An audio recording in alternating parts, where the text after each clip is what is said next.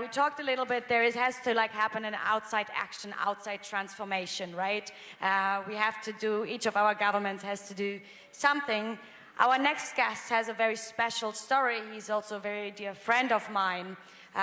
He's an Israeli citizen today. He came from Tel Aviv, but he grew up in Germany. And actually, he was for a long, long time, he was a leader of a neo-Nazi group. And I know that this whole transformation from like being an extremist neo-Nazi in Germany all his youth until like living as like a very Jewish life in Tel Aviv today, it took you 14 years. So what kind of transformation is that also? And we want to speak today about also like what are the roots of hate. So I'm very happy to welcome you. Welcome, Jonathan Lange. Thank you very much. Ladies and gentlemen, thank you very much. I'm very honored to be here, to be part of this very important symposium.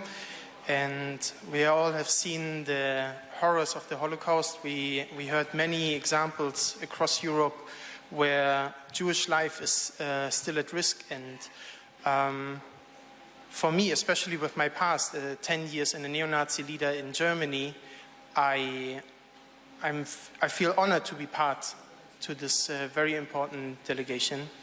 And I feel blessed that I can stand here today as a different person.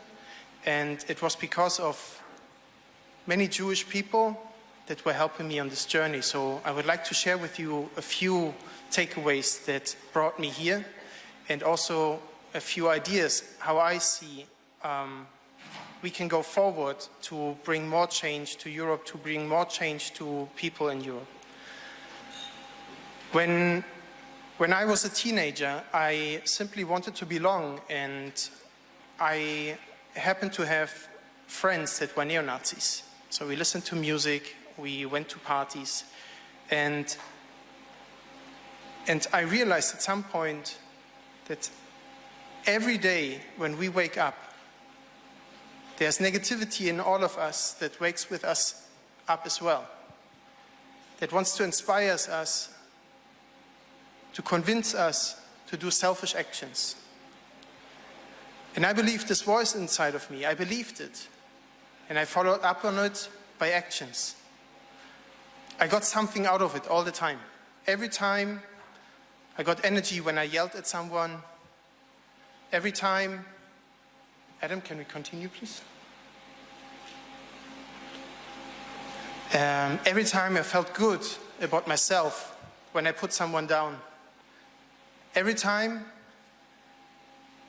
I didn't have to face my own issues when I blamed someone else, when I pointed out the issues of others. And I didn't have to take responsibility when I could say it's someone else's fault, when I could blame the other. I felt in control, I felt strong, but I was living a lie.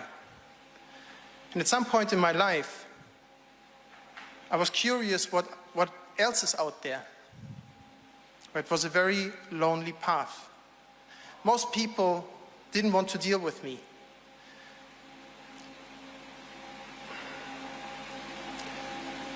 One second. Can you go back, please? Most people didn't want to deal with me. I couldn't speak with my neo-Nazi friends either. I was very lucky that at some point someone accepted me as I was at this point. There was another human being that was willing to help another human being that was struggling with his life. And this person is the son of a Holocaust survivor. He did what he learned from his father and his religion, to be a Mensch, as we say in German. To be a human being, to do good, to help others, no matter where they are, and no matter where they are at. This person happened to be a Jew, someone that I would hate. He touched my heart. He took his time, he made an effort to help me, a person like me, that hated his fellow men. At this point, I was in a duality of hatred and love. I hated that he was Jewish, but he taught me so much. And I would like to share one of my struggles and how he helped me to overcome it. Every time I would have been very reactive when I didn't like something, even to the point that it was okay for me to punch someone. I was a karate professional and I had all the means to hurt other people. And I simply didn't understand why I shouldn't do it. So he said, you might think you're strong, you might think you're in control, but the reality is that the situation and the other person are controlling you. And that struck me. You're reacting. You have no control about your reaction. So I was curious, okay, so how can I be in control? And he said, simply by looking inside, by controlling how you react. And that put the responsibility in my shoes. Most people don't know that they have a choice how they react. Most people can't hear the voice of their soul. And that is why their actions are not changing, but they can learn. I had to learn so much how to apologize, how to treat others well that are different, how to accept and grow from difficult situations, how to be vulnerable, how to show other emotions than just hatred. I had to learn to become a mensch. And I was lucky that I had people around me that showed me this path, that accepted me as I was. I was lucky that there were people that had the courage in the face of darkness, that choose love over separation. We see many people out there that are struggling. We all are struggling from time to time. And we all need each other to overcome this struggle. We need to create more places where light shines, where values are shared, where people live by example. Judaism is a great example how to face all kinds of challenges with love, with patience and faith. We need to protect this light for the world, and we need to bring it to others. It is not enough to condemn an action that is clearly wrong. It is important to do so, but it's not enough. A person that hates needs to change as well. We can't stop by canceling contracts, condemning their actions, or protecting ourselves. We also need to teach them how to change. And for that, we need love. I learned all good values from Jewish friends, rabbis, and teachers. And from other people of the community that are not Jewish, but they learned from their Jewish friends. The people of the world need to learn them. They need to learn these values. We already know how to help people, how to make the world a better place. But it's up to us to actually do it. Anti-Semitism is not a problem of Jews. It's all our problem. Because it is hatred in its source. And hatred doesn't stop just with Jews.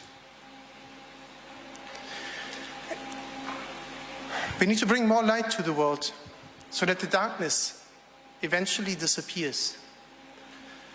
And it's a daily collective responsibility, a huge task that is in front of all of us. But it doesn't take much to get started. It's a decision, an action, a desire. But it needs to be consistent every day until people see that they can choose their actions and don't need to be negative. We don't need to be big leaders, big countries, we heard it yesterday, to do good things.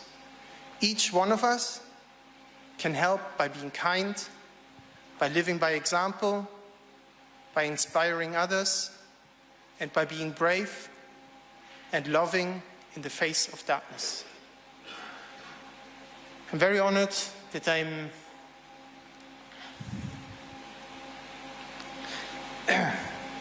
after 14 years now standing in front of you as an Orthodox Jew that is recognized by the Rabbanut in Israel, that lives in Israel, what I couldn't imagine, that got a chance for a new life.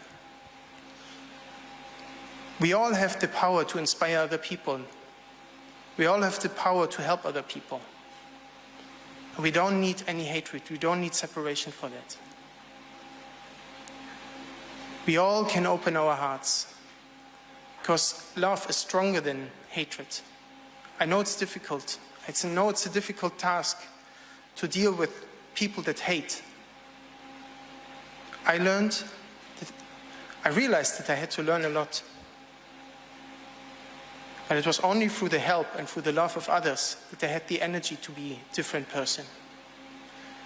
And I appreciate really all your efforts that you're doing to educate, to also to inspire and to share the values. And I wish that we're doing more and that we are sharing these values to more people, and that eventually we can stop all this hatred and stop all the sunsets. Thank you very much.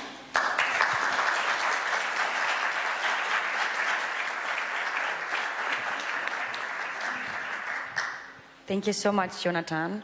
That was a very different approach, and I know it's not easy to go back in this past, and I have the opportunity to talk to you more often, so I would like to be a bit unconventional and open the panel to the audience, because some of you only met Jonathan right now, if you have questions to him. Yes, I think your words are still working in the different individuals. So I would like to know from you. You already kind of said it, what we can do against hate, and you also say it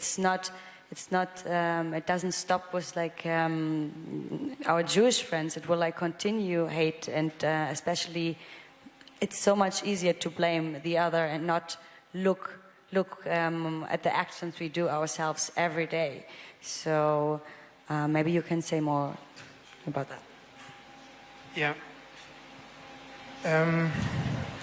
Basically, the hatred needs to be transformed. The hatred that is inside of the person that has the hate to other people.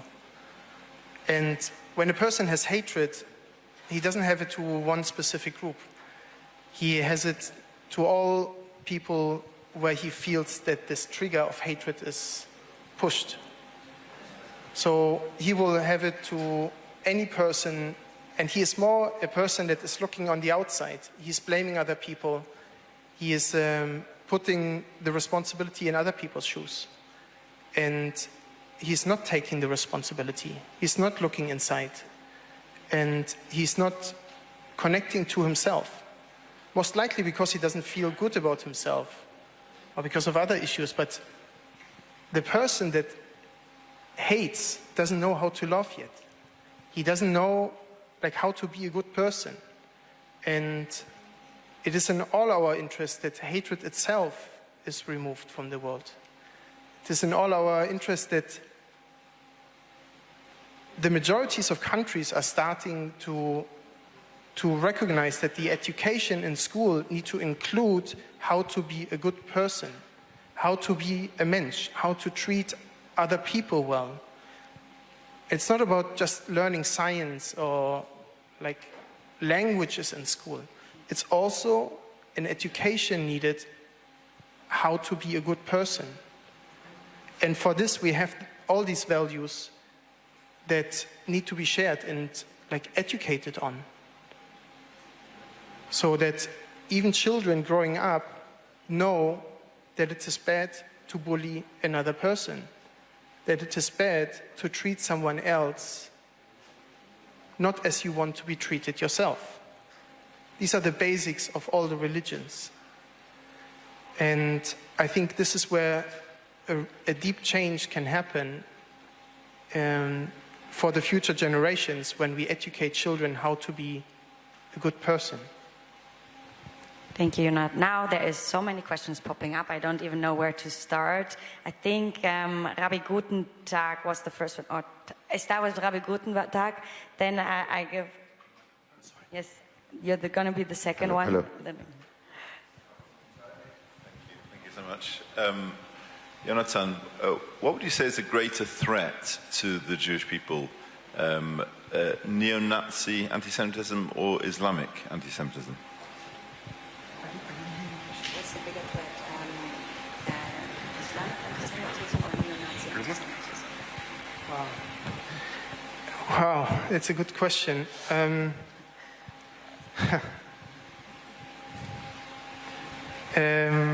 think they're not so different.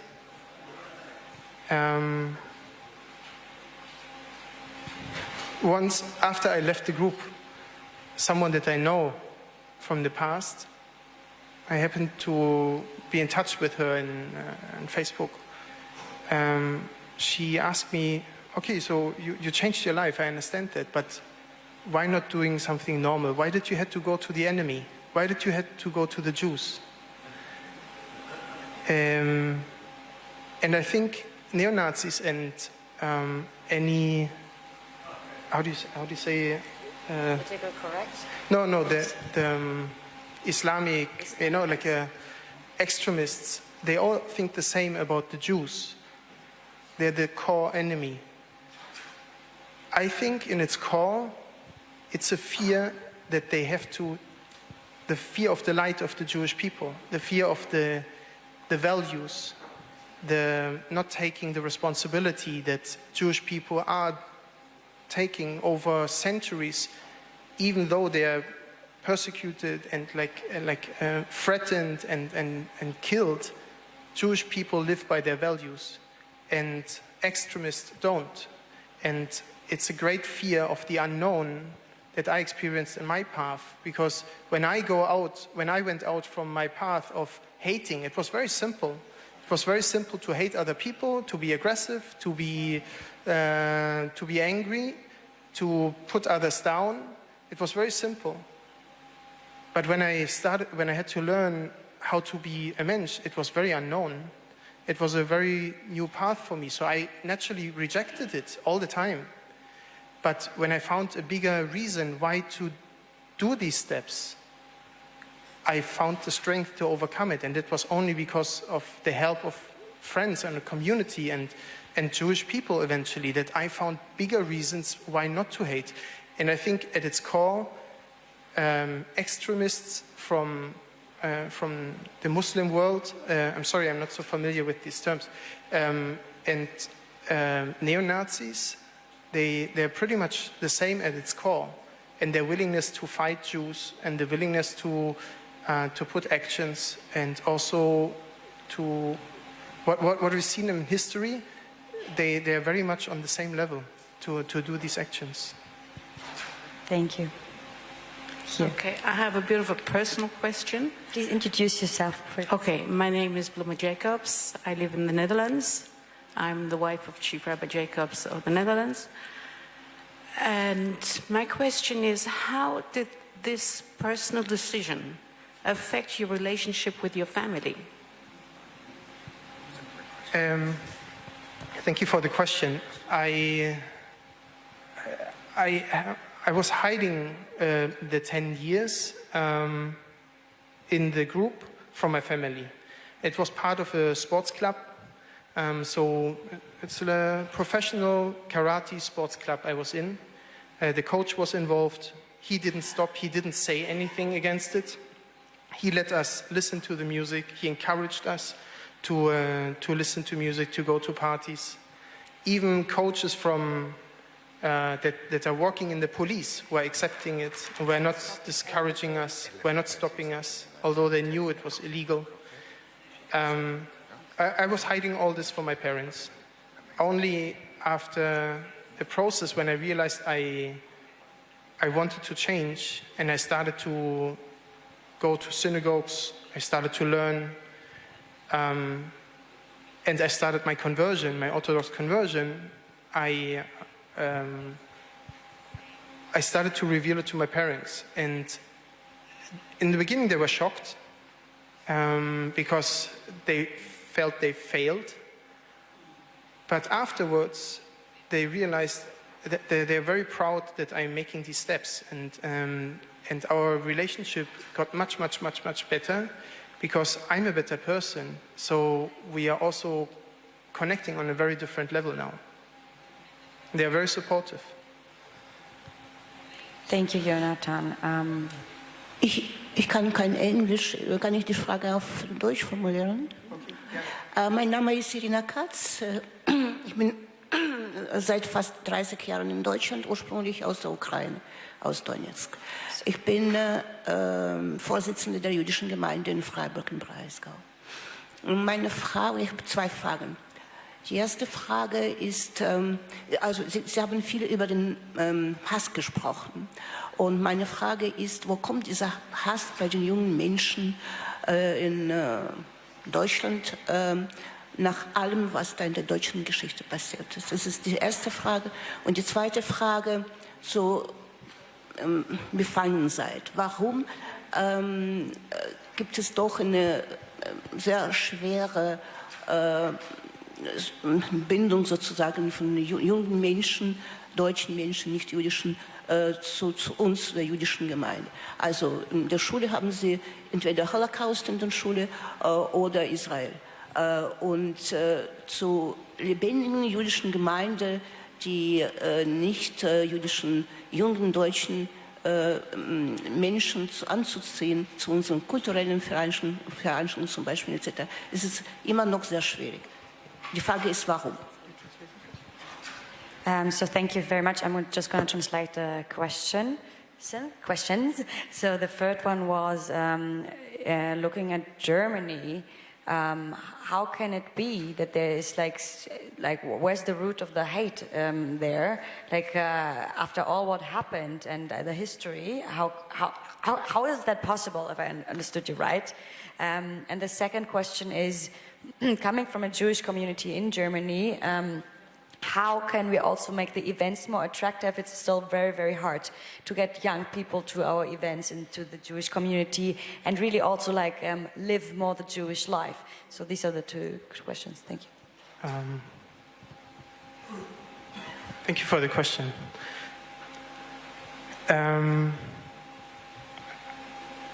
I think it's easier to hate. It's very easy to hate and to follow negativity. We all know that. We know it without comparing the examples. We all know it when we have to do something good,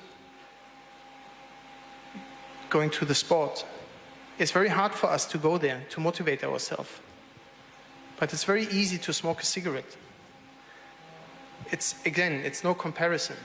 But it shows how easy it is to follow our negativity and how difficult it is to stand up, to do the right thing, and to change even. And I think in Germany also, if we don't have especially in Germany, if we don't have a consistent effort to deal with the negativity, to inspire people to live by values, and to not allow any negativity to happen, it is naturally coming back. Naturally, negativity will come back if we don't do anything about it. It's in our essence as human beings. But the reward of doing something good, the reward of change, the reward of becoming a good person is much greater. So it's in our responsibility to inspire other people to live by these values, and this needs to come from the leaders, from people that live by example, to show this path that it's worth taking, to be with love and with courage when it's difficult, that it's good to be a good person, And this needs to be in companies, it needs to be in schools. If a company rewards a good person, not just someone that is achieving goals for the company, but a person that is a good person, if this is one of our values in our society, then other people are inspired to live by that. If we reward good actions by people that are simply just doing the action for the sake of the action and not to get anything out of it, then we inspire other people to do the same. And I think this is what we can bring also to the communities, that knowing how to be a good person is a value itself. It's something every leader should know. Every leader of a community, of a country, should learn and how to inspire other people. And once we do that, it will be naturally a desire of the people to learn these values, to learn these paths, and then to come to events, and then it comes from the bottom up, although from top to down it needs to be established. Thank you so much, Jonathan. Please, you want to talk more, you need to talk more about your stories in the European Parliament, in the different governments, so your story has to go out there to educate others. So we're going to take one last question before going into the break. It's actually very important because I had Jewish community from the rabbi, and also from the rabbi, and now from the political side. So please introduce yourself. Yes, thank you. My name is Els Ampe. I'm a senator in Belgium, and nice to meet you. I'm very struck by your story, and I wonder if you inspired former group leaders of the neo-Nazis to follow your path and to say goodbye to neo-Nazism. And the second question, actually, when you get mad, you talked about anger and being angry at other persons, but normally when you get mad and you lash out, then afterwards you feel bad about the situation and then you apologize to people. And I wonder if you had this feeling too, or you never experienced that feeling before, or you ignore that feeling and now you're experiencing this feeling. Is it something new, or is it something that you did not experience before your transformation?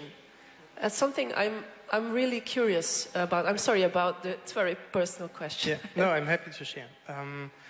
So about the first part of the question, a friend of mine from the neo-Nazi group also left the group, and he got married to a Nigerian woman and has children together, where he followed a different path, but in the same way he chose the path of reflection and internal change.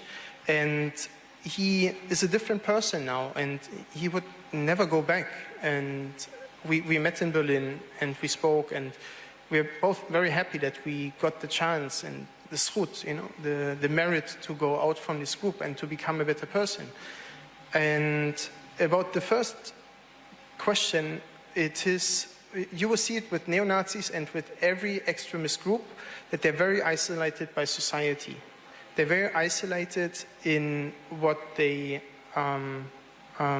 do, how they believe, and how much information they're taking in from society. So I had very selective friends. I didn't have any foreign friends, obviously, right? I cannot admit that a Jew or a foreigner is funny, that he's making a good joke. I cannot go to any restaurant that is owned by a foreigner because I don't want to give the money to them. I cannot watch certain movies. So it's a very isolated group. And with that comes also that you're suppressing all your emotions in a way. You're not true with yourself.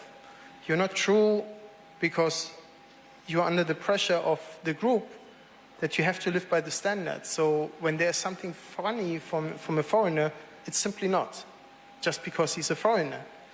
And so you're suppressing your emotions. You don't get to know all the spectrum of your emotions. So I had these emotions, but I didn't allow them. I didn't let them come out. And it took a lot of courage, it took a lot of support to be able to to allow them, because it feels very different to live them, right? And to also remove all the blockages that I had before, where I didn't allow myself to be the person that I am. And it goes without saying that I'm burned in this group and with all the people that I was relating to. And now it will be the first time that after this symposium, I'm going to visit my family in Berlin, and it will be the first time after living in Israel for 3.5 years to visit Germany and to go there as an Israeli. And it's going to be interesting also for me to go to a city that I know very different, in a different way. And this time I only make it for 2 days and then I go back to Israel. It's safer there also. Thank you so much, Jonathan. We're going to now do like